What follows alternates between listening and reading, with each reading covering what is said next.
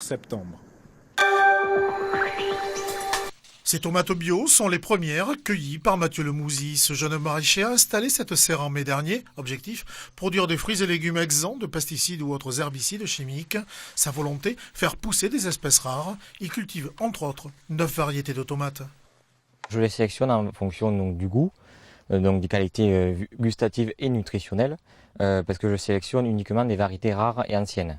C'est aussi pour la résistance aux maladies, résistance au sec, pour les 3 principales variétés de tomates, la Royale des Guineaux, la Reine de Saint-Marthe et la Cœur de Bœuf, c'est aussi pour la productivité. Mathieu cultive sa terre en biodynamie. Il utilise les micro-organismes du sol, c'est-à-dire les bactéries et les champignons, qui en principe apportent tout ce dont la plante a besoin. Un potager qui est aussi arrosé au goutte à goutte par de l'eau de source. J'utilise seulement du lombricompost, des amendements naturels qui sont à libération lente et pas à libération rapide, contrairement aux engrais bio, qui sont en tout cas utilisables en agriculture biologique. J'utilise aussi tout ce qui est pulvérisation à base de plantes et pulvérisation à base de roches aussi. Avant de s'installer, Mathieu avait déjà son réseau de commercialisation, l'Aveyron bien sûr, mais aussi 2 magasins à Paris. Son projet n'a été possible que grâce à Internet. Il a fait un appel pour un financement citoyen.